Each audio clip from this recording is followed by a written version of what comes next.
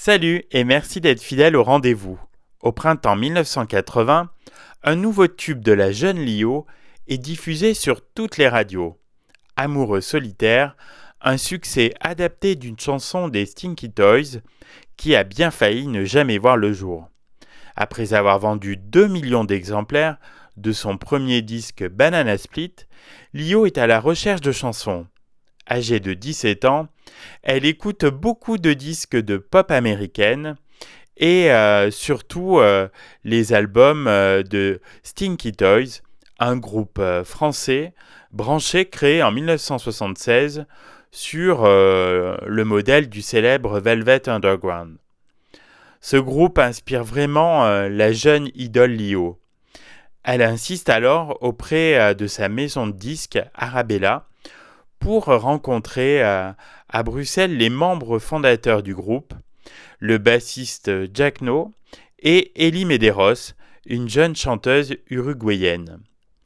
En préparation de son premier album studio, Lio souhaite adapter en français le titre Lonely Lovers des Stinky Toys. Après de longues discussions, Jack No accepte que Lio adapte en français la chanson dont il est le compositeur et l'arrangeur.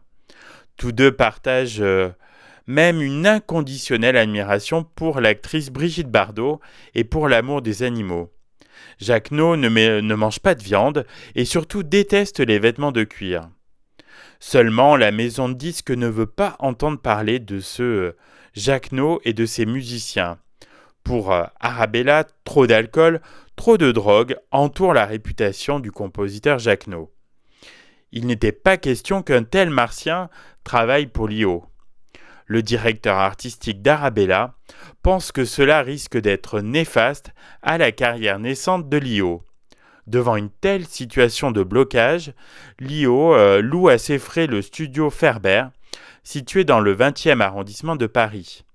La chanson est traduite ainsi en français, sous la plume d'Ellie Medeiros et de l'éditeur Jacques Duval. Elle est enregistrée en moins de 3 jours.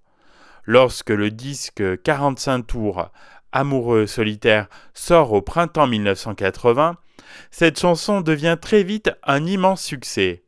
Toute une jeunesse chante ce refrain populaire et s'habille désormais comme la jeune Lolita. Amoureux solitaire est un véritable succès de vente.